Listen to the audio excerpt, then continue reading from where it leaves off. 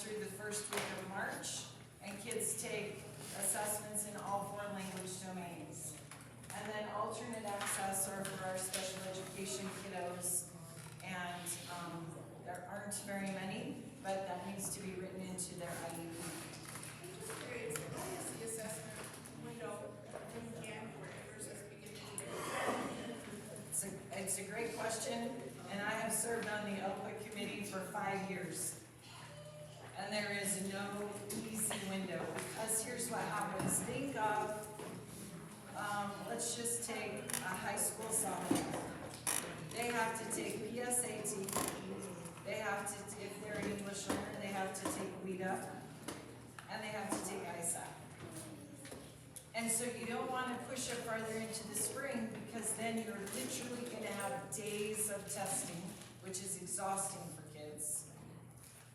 If you move it closer into the fall, you know, that's not really accurate data. So yeah, it has been talked about, but overwhelming from the committee, they don't want to get it any closer to ISAP.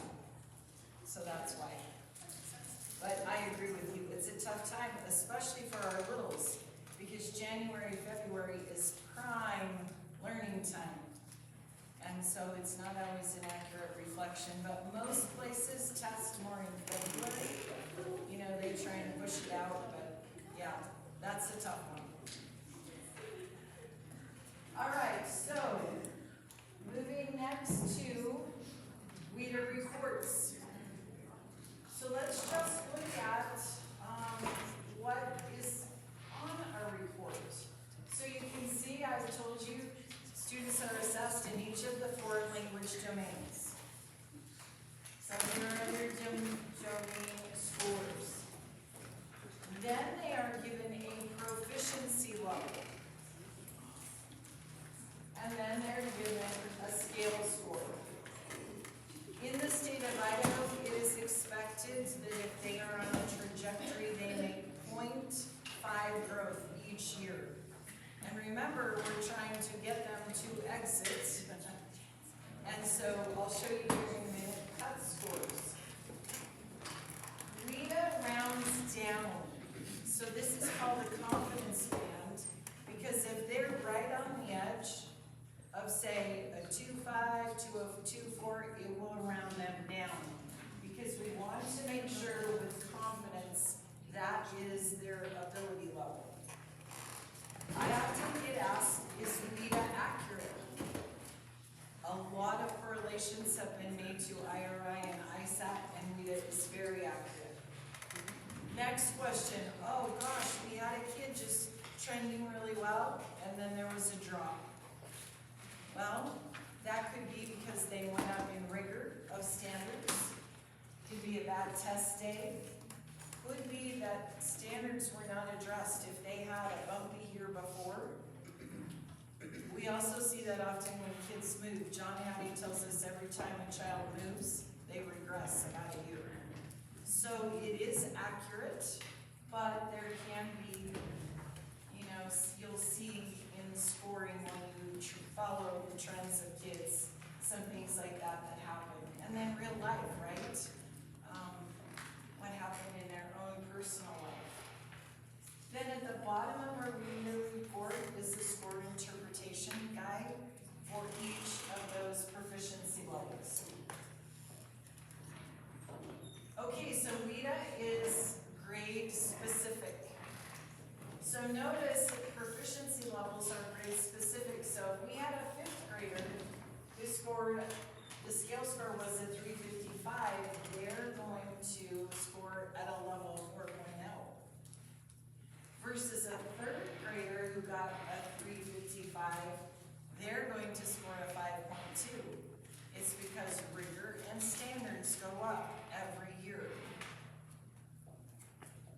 Idaho, to exit, you must have a 4.2 overall score. And you cannot bank a score. That's probably one of the most common questions I get. Oh my gosh, they're just right there. Do they have to take the whole test again? Yes, they do. Notice we have a 3.5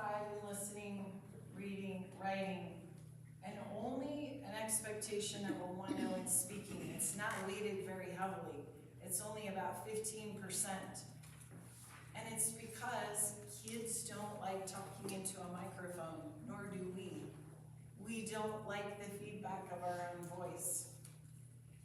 And kids are asked story-specific questions. So let's say they're responding to a story about a fluffy golden retriever, and they say the dog. They don't get as much credit if they're not using story vocabulary. I have seen kids mumble or talk super quickly just to get it done, and it is scored by a human scorer, and it's difficult.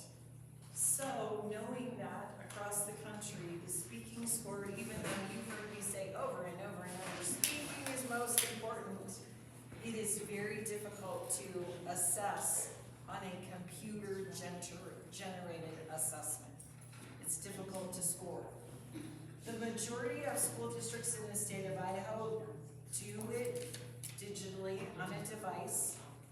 However, there are some school districts that choose to use paper, pencil, WIDA, but not very many. In the primary grades, our EL kiddos take the writing section, paper, pencil, and then those writing booklets are sent in, and then the rest is digital. But all the other grades, then it's digital.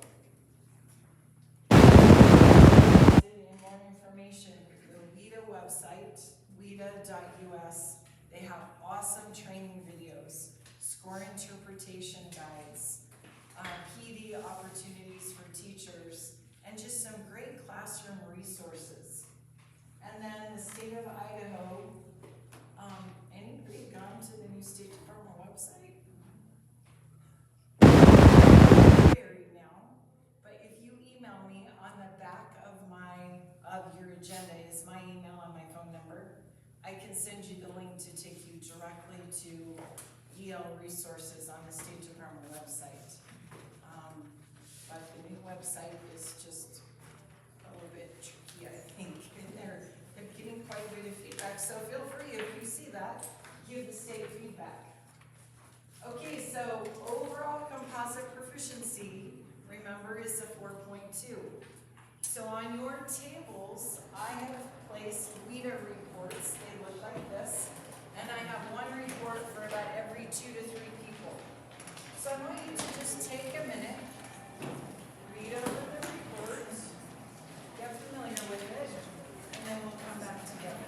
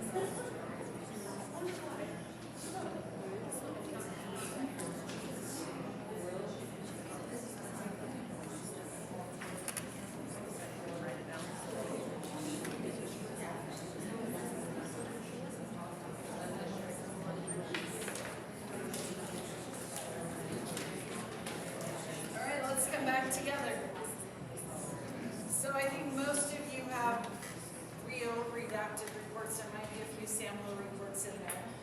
But I want to take your attention to, under the language domains, oral language.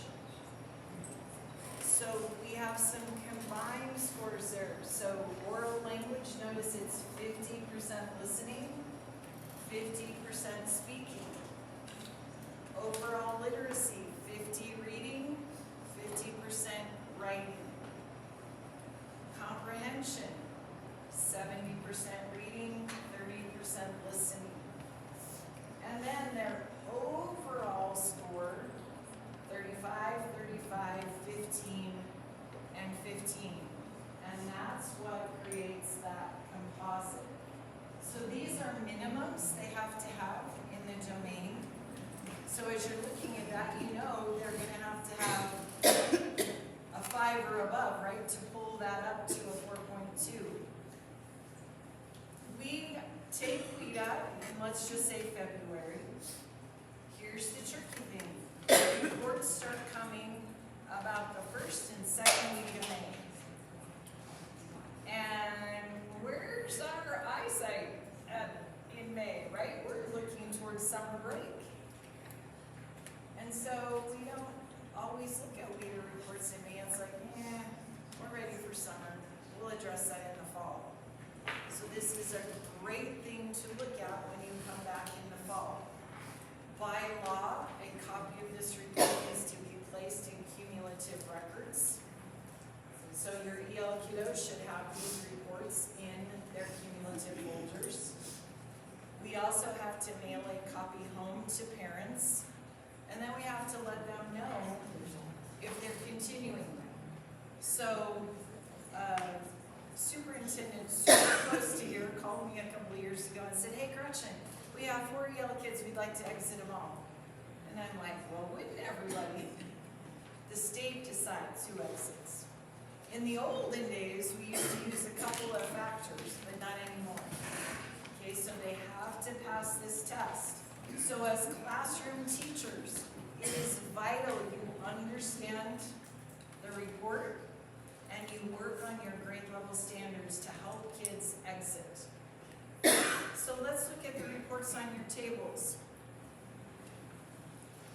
Mine, I see this kiddo on the top has a listening score of a 6.0. Wow, he couldn't do any better. Speaking, a 4.0. Reading a 2.3, writing a 3.3. So probably some comprehension, heavy in academic vocabulary. When you go to your grade level standards, what can we do to strengthen them? What I find, I'm going to use Bonneville School District. I think Bonneville School District has one of the best systems. So they sit with kids, they go through the report with the kids, because often these get put in a file and sent home, and nobody ever talks to the kids about it. The kids just know they have to go in this room once a year and take this test. Do some goal setting. Oh my gosh, you did amazing in this domain. Like, keep it up. And then talking with kids, doing some goal setting. Take your time on your reading. Feel free to go back and check test-taking strategies, right? And we have happy clickers, right? Kids who just want to get through.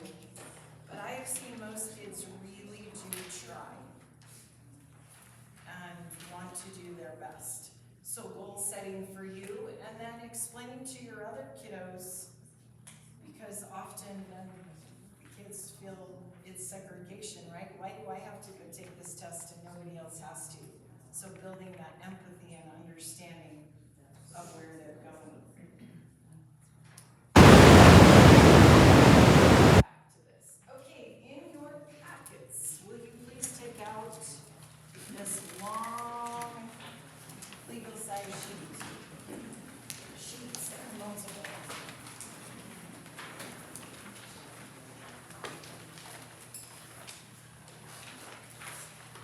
All right, so please look at the top.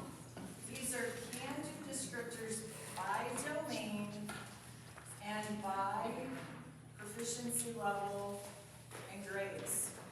So at the top, kindergarten, on this, I see listening and speaking on one side for kindergarten, and on the back side for kindergarten is reading and writing.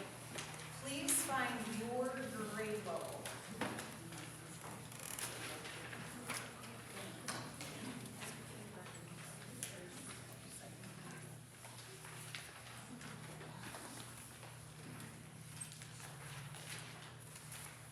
So I want you to take just a couple of minutes and just familiarize yourself with the WIDA Canvas descriptors for your grade level.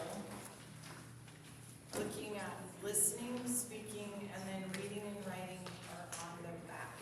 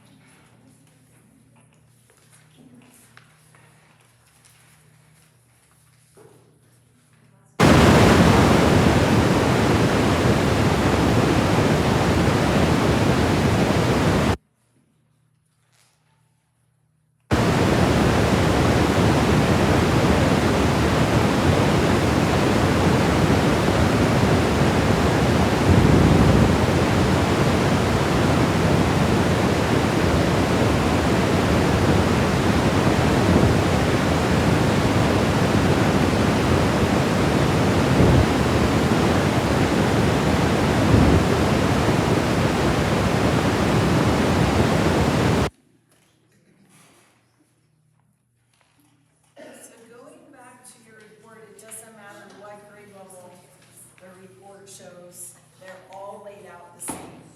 Kindergarten through 12th grade.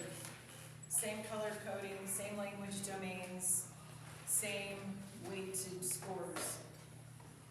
We can use our can-do descriptors, so if we go down the side, you can see on the left is the language level. And across the top, the language domain.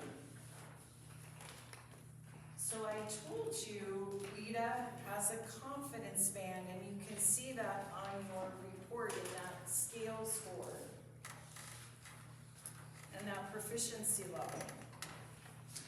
So if I had a kiddo who was at a level 2, for instance, if I went to my level 2 for each language domain, or what the language domain they scored that in, you can see that is right where they are. And we always want to start at their current level and then build to the next levels. And as you look at that, think of other students in your classroom who aren't even EL. Do you have some low vocabulary kids that are a level 1, 2, or 3? They fit right in there as well. So then what we can do is we can take those can-do descriptors and then we can plot where our kiddos are for each level so that we know next steps. Because as a teacher, I can go ahead and assign that animal report, but if I have a kiddo that can't even write a complete sentence, it's not going to go very well, right? As a teacher, what scaffolds am I going to put in place? What supports am I going to put in place? I have multiple school districts in Twin Falls area who are using the writing can-do descriptors for intervention for native English speakers, because the writing portion is stepped out so nicely, and so they're using that with intervention teachers and classroom teachers to build on. So something to think about just to use in your classroom.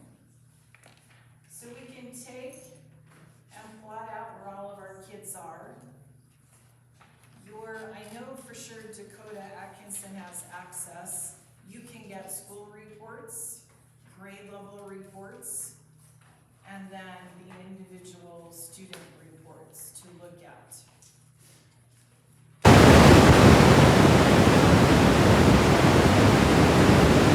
You also have some really pretty colored grade level clusters. Will you take those out, please?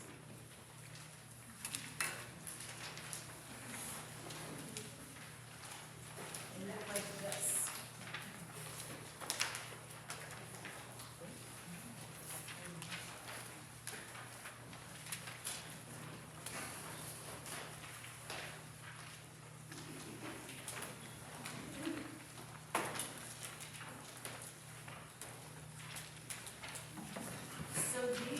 are the performance definitions, and they go hand in hand with the can-do descriptors on the big legal site sheets. So can-do is exactly what it means. This is what they can do, and then we're building, because we want all kids to get to level 5 and 6. These are nice as a reference, because it shows, once again, our levels. It's by domain, by grade level clusters. And then this gives us some more information for building the steps for language acquisition. So we can use them together. And then notice clusters, so standards go up. Every time kids move through that, that's when we see those big jumps in expectations. And then there's your other page.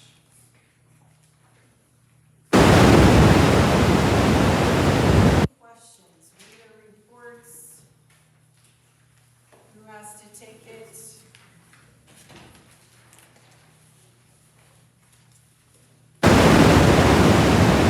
Qualifies for English Learner Services for an ELD program. A parent can choose to waive those services. They do not have to participate, but they do not get to waive testing. Just like they can't waive IRI testing, they can't waive ISAT. They have to participate in NETA. That's federal law. Question? Well, you said it's in January, like we're in kindergarten, for them to get into ELL, is that what we do too, or is there different way that they access those scores? So Do we have this- those so we can see where they're at, or we won't give this till January? Great question. Okay, so if a child was tested, they were screened, so that first assessment is their screener where we have 30 calendar days. Yes, those scores should also be in their cumulative folder. You can absolutely look at their screener scores. We can also pull it from ELMS, so the English Learner Management System. Those would be reported in there. The actual access report isn't gonna come until May, so it's not gonna help you as a kindergarten teacher. The screener score, though, is only gonna be listening and speaking in because if we tested all kids, they don't qualify, if we did all 4 language domains. Because you probably don't have very many that are fluently writing and reading. So, but yes, those are in our records. Other questions? Okay, so for your WIDA reports, I want you to look at that report, look at the levels, sorry. And I want you to just kind of do the crosswalk. So using the report you have on your table, I want you to mirror this. Where are they in each language domain? And take just a minute and talk about that at your table.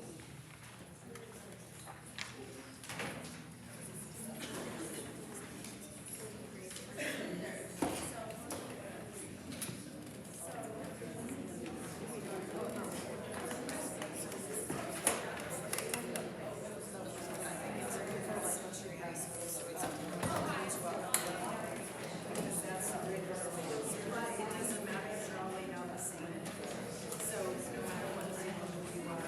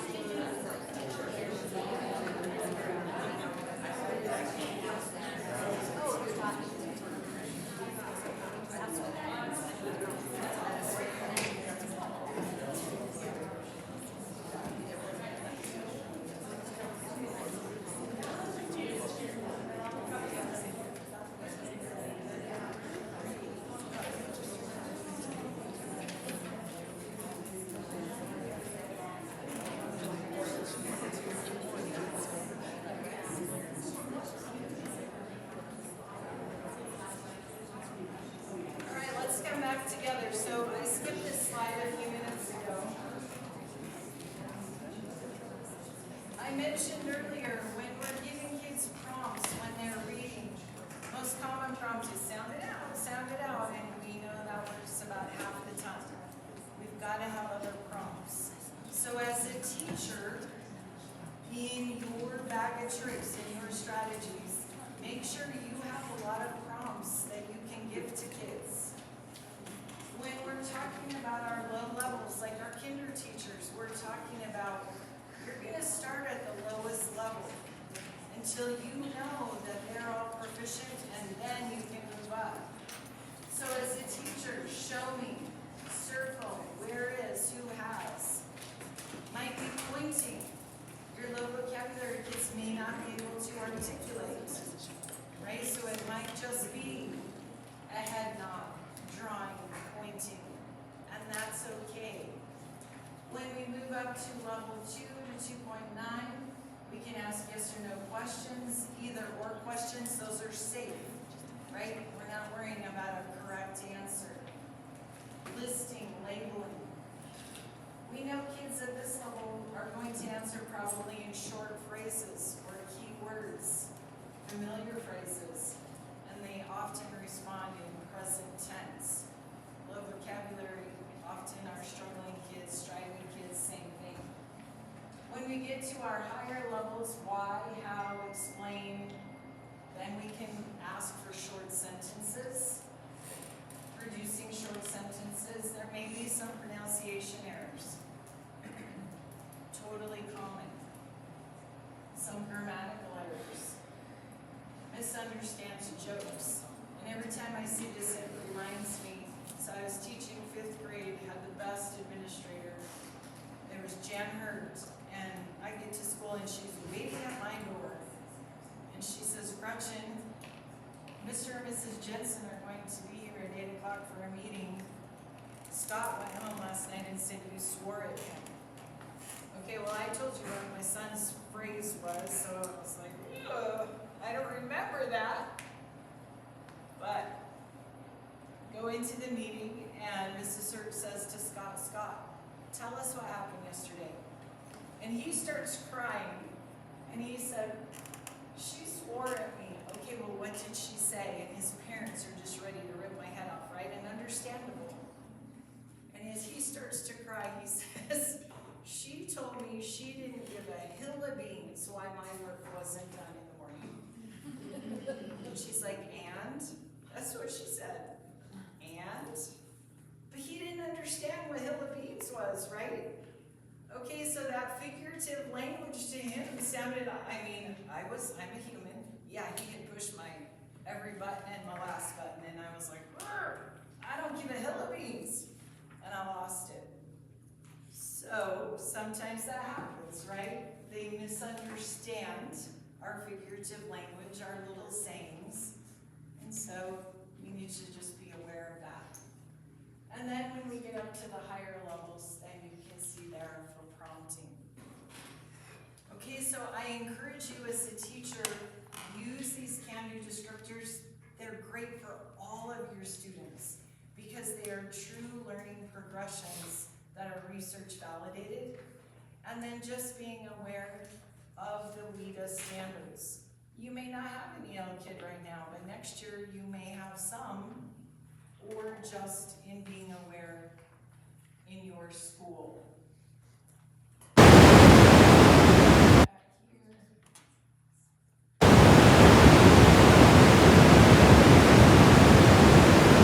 your book, will you please open up to page 19? Page 19.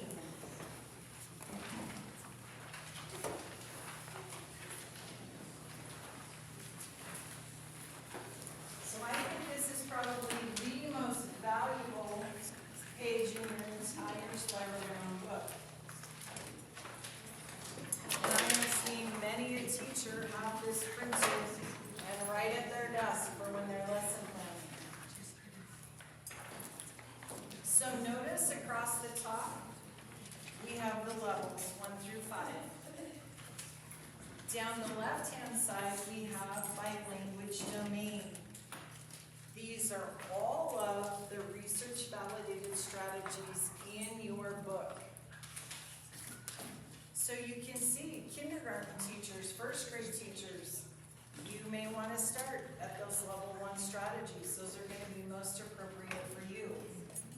If you have an English learner, you can look at their WIDA report and see what are their levels in each domain, and then implement those strategies into your teaching and student learning. If you turn to 20,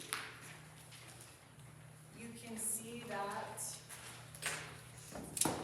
they're just listed out, same by level, lists all of the strategies by level and by language domain. So let's say you have a class that really needs to improve their listening comprehension. You might want to start right there. Maybe you have a goal when you leave here today, you're going to start writing every day. You can go to the writing domain and look at each of those strategies in writing. Shrink these down, blow them up, so whatever works for you, rip it out of your book, whatever. But this is a terrific tool to help us as we're lesson planning.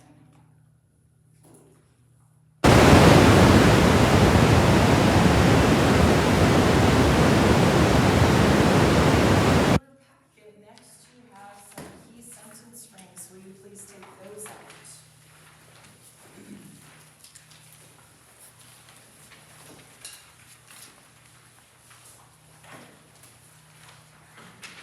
Looks like this.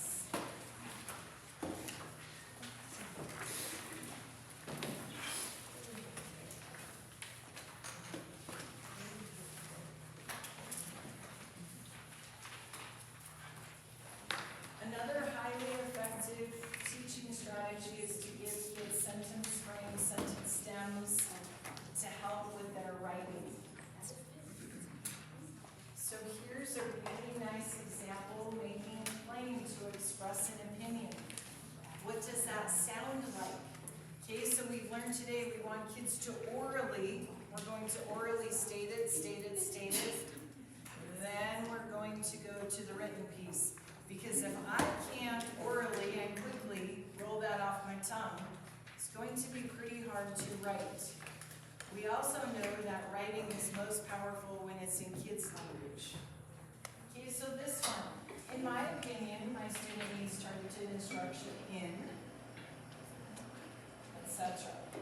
Next example, language to summarize. In summary, I believe. Okay, so just modeling for kids. What does it sound like? What does it look like? Because once again, academic vocabulary required at school and in writing is different. We don't say first, next, always when we're talking initially, to begin with, in summary, right? That's academic language that we need in writing to be successful. So just something to think about how you as a teacher, I like to think of it as getting every kid to the starting line to run. Your top dogs aren't going to need it, but it won't hurt them. And all your other students who do, at least they can get started in their writing. This strategy is on page 41 and 49. So highly effective, research validated to provide that scaffold for students.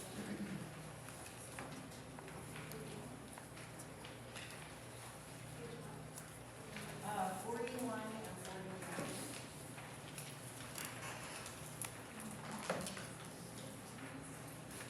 49. Okay, next we're going to shift gears a little bit away from strategies but to professional knowledge, awareness, and I guess maybe a word, obligation. When I started in this job in the Boise Valley, there were 2 big lawsuits and then 1 last year. And so I just want you aware and I want you protected for your job as a paraprofessional and administrator and for your teaching credential. Because if you were a certified teacher, you signed a professional code of conduct. And like I said, In 2 of those lawsuits, the teacher claimed, well, I didn't know the law. District lost, family won. That is not an excuse.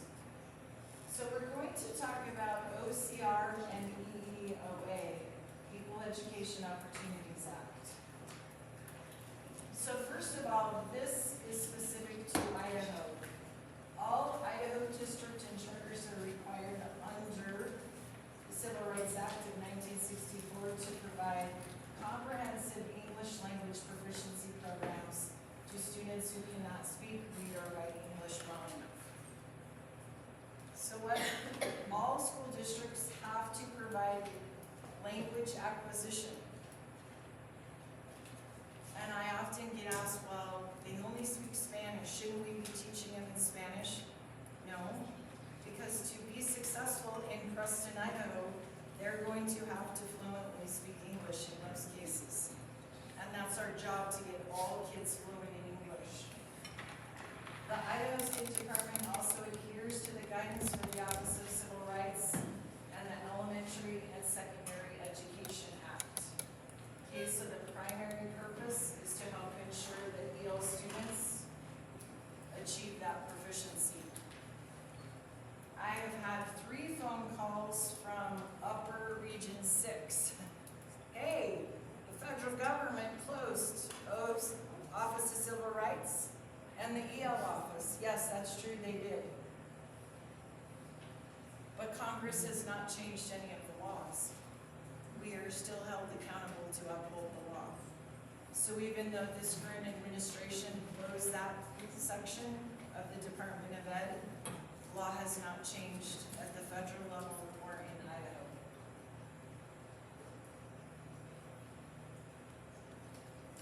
Family Educational Rights and Privacy Act. This one becomes a big one. FERPA, you've all heard of FERPA.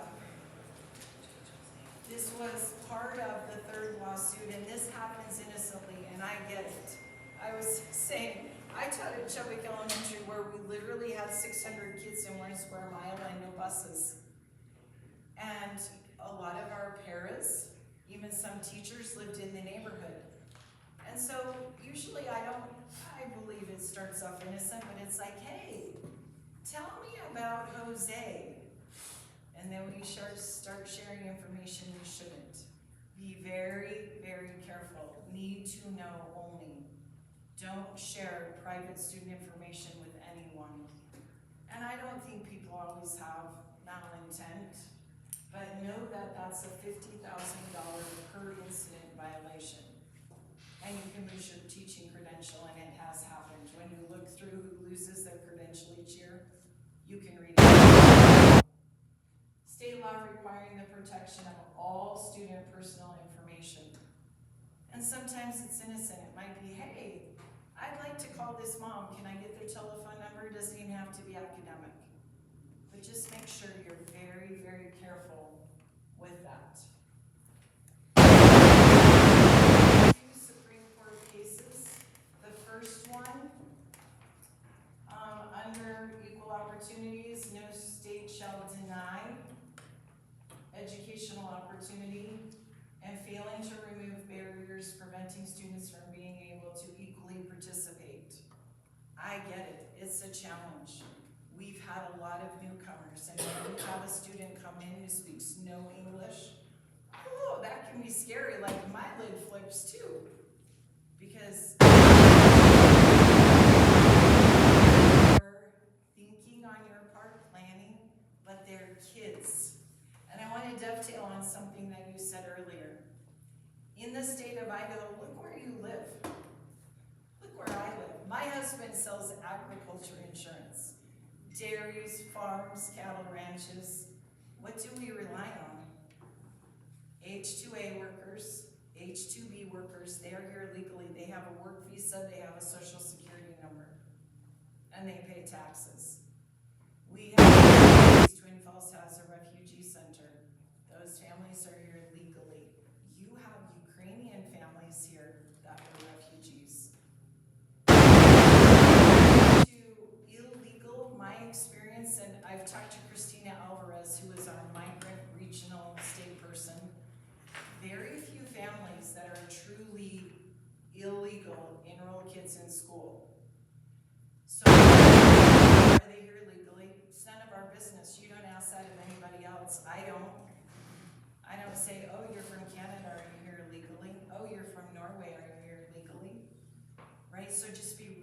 cautious of that. Plyler versus Doe. Sometimes we have situations where kids don't come with all their documents. I was a former McKinney-Vento liaison. Sometimes McKinney-Vento homeless kids don't have a lot of their documents either. But we get to enroll them in school and then we work on getting the documents. And if you need help with that, feel free to reach out to me. And Castaneda versus Pickard. These cases still stand in the Supreme Court. Okay, we can't discriminate. So Boise School District had a lawsuit. They were forcing all kids to go to the newcomer center. And they had a young man who was an amazing athlete and did not want to go to the newcomer center. He wanted to be in his neighborhood high school. And they won because that is segregation. So to use the analogy, like we wouldn't put all the girls in one room and all the boys in another. We wouldn't put all the LDS kids in one place and the Catholics in another. Right? We know better than that. So same with English learners. And I get it, especially when they're at those low levels. Wouldn't it be better if they were just in a newcomer program? But the research tells us no. They learn a lot from their peers and from us, and that does not prove to be any more beneficial. Topic in our regions. Of Dr. Shane Jimerson. He looked at 20 vetted studies and concluded that failure to demonstrate that grade retention provides greater benefits. Because I get this question a lot, oh my gosh, we have this newcomer who's supposed to be a second grader, but he has no literacy skills at all. Can we put him back in first grade? And I say, well, would you do that to your neighbor kid who lives next to you?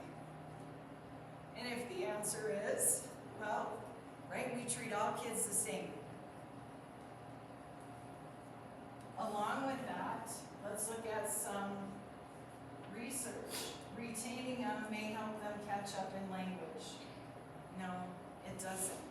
If I move to, let's say Mexico, you know, my cognitive ability is my cognitive ability, and my motivation, how quickly am I going to learn the language, can be by what motivates me.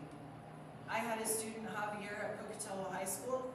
Javier failed every class, and he never missed a day of school.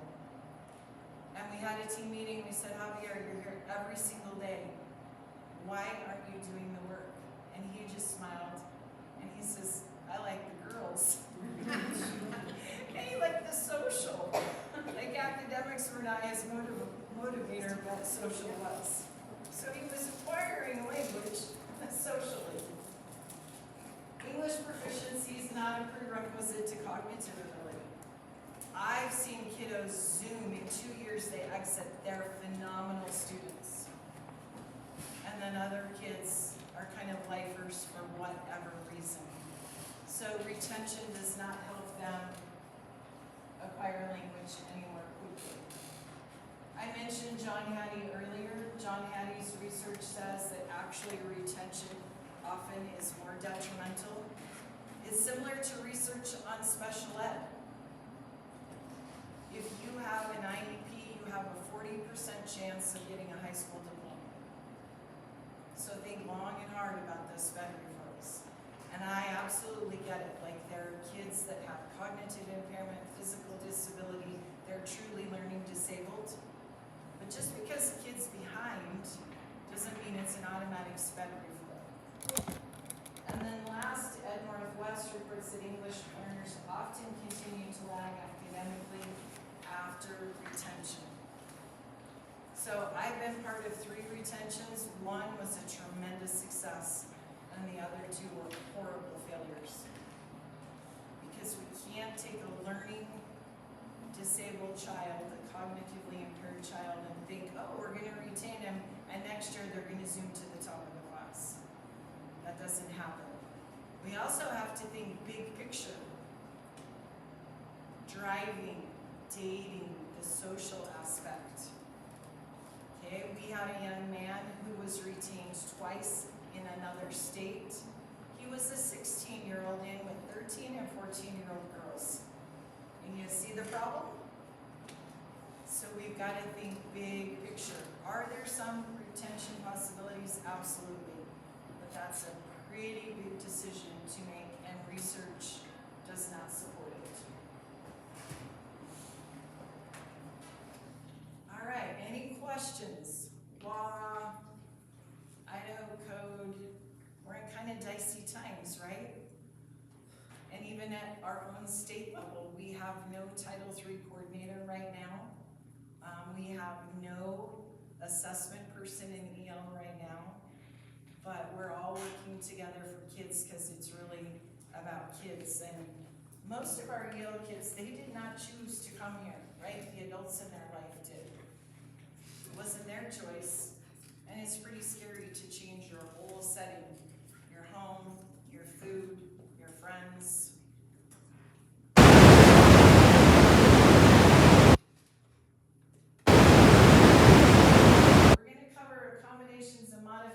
So, back to the law again.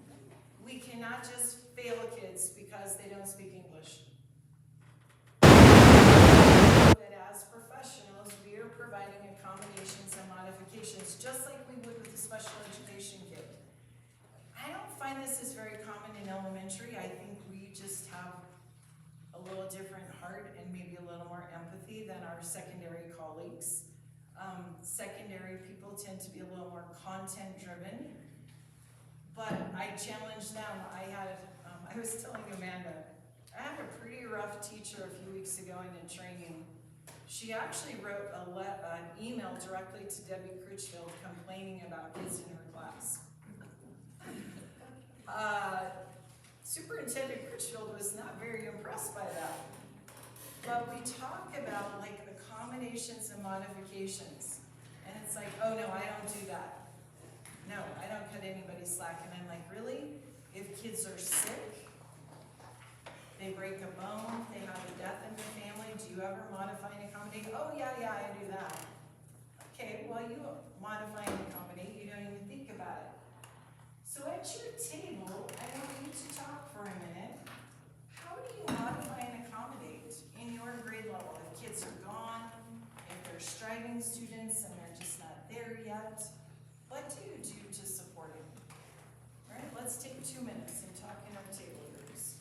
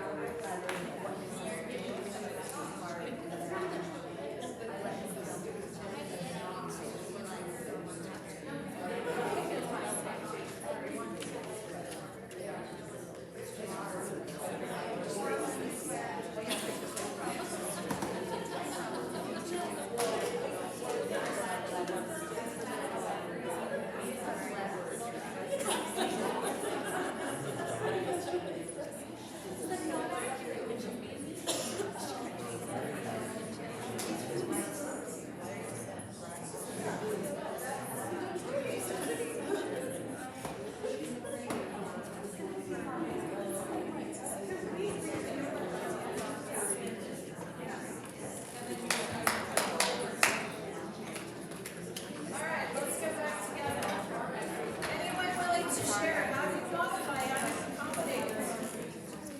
What do you do in your classroom?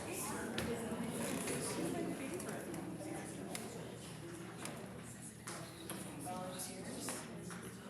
Anyone short in assignments?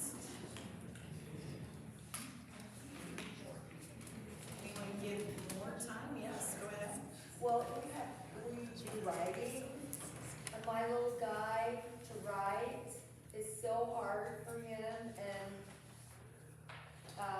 I'll always have him bring, because when I'm, looking over them, there's no possible way, but I'll always bring him back and say, what did you write here? And then he tells me, and what he's telling me is way longer than what he ever wrote, but then I look to see, do you have a uppercase letter at the first? Do you have a stop mark? And then I tell him he did a great job. Because he how to get that in words, but probably maybe I should do that for all of my class, but I So maybe some sentence stems, sentence frames might help him, just really basic ones to add, yeah, I could do that, thanks. and then just filling that in. All right, any other ideas on modifications? We'll go through, and I bet you use them and you don't even realize it. Manipulatives, who uses manipulatives in their classroom? Math, science, right? Maps, globes, charts, graphs. We talked about Realia earlier. Realia is wonderful accommodation and modification. Because it's real life things kids get to see, feel, touch. Pictures, photographs, illustrations, you've heard me say multiple times today. Whenever as a teacher you can bring it in. So I was in Marsh Valley School District in August, and a former student of mine is a teacher there. And she said, I work really hard at this, but here's the problem. I've been in 4 grade levels in 4 years. And I just feel like I get it, and then I change grade levels. Right, so you can only do what you can do, but whenever you can bring in pictures, take the time to do that. Activity, movement, out, games, all great sensory supports for modifications and accommodations. Models, videos, and films. I used to teach novels, and the big reward for my students was, oh, you read the book, you get to watch the movie.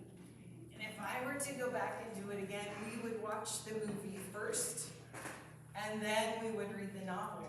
Because it's that building background, right? For my striving kids, when they watch the movie first, and the movies don't always mirror the book exactly, but it gives them plot, character, setting, so then they have that taken into the story.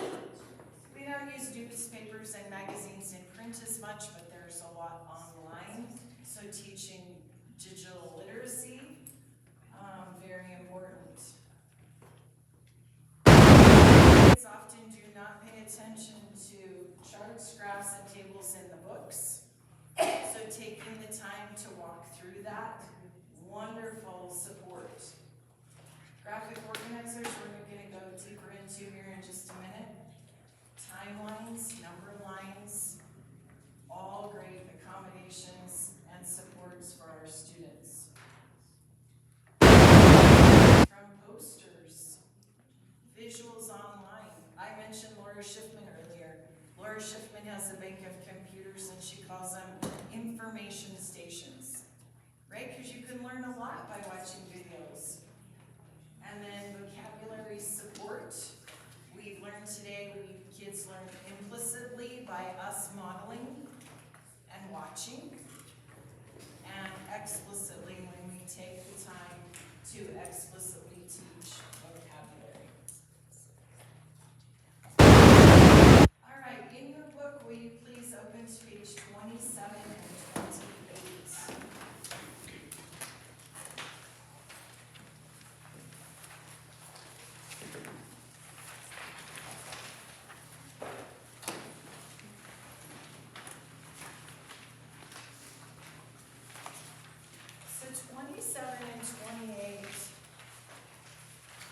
talks about the categories for strategies. So you can see a lot of the strategies are built around community building. Because we know that when kids feel safe in our classrooms, learning goes up. We have interactive strategies, teaching strategies, student learning, vocabulary, reading, and writing. So that might be a page that you tab, and as you're planning, think about how are you going to hit each of those categories, and then tie that back into the 4 language domains of reading, writing, listening, and speaking.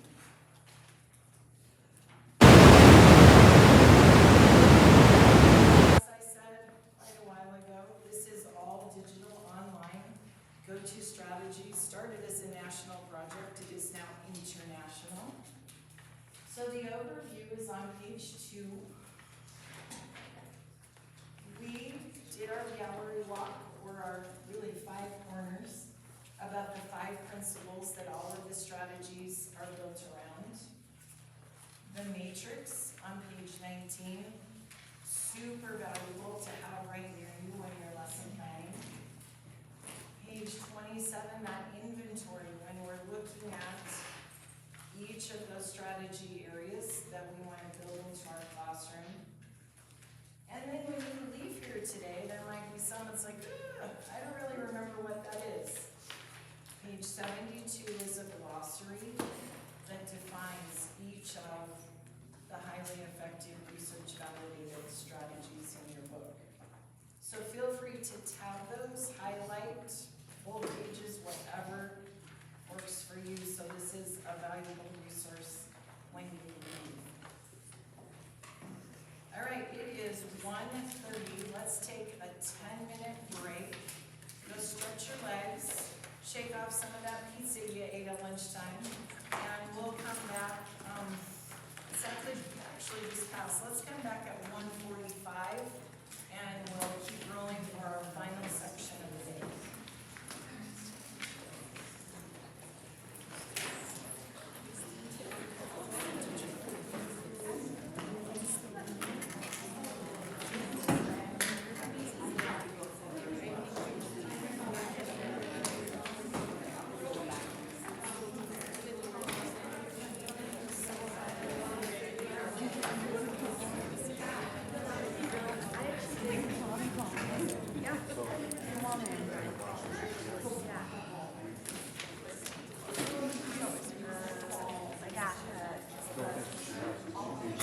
That would be fun.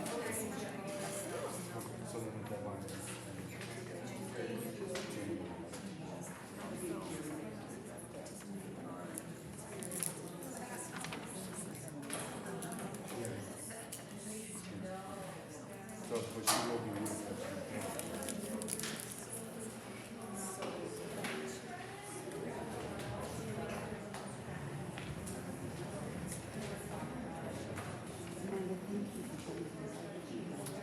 Oh, you got it? I thought so. Oh, yeah. Uh-huh. Yeah.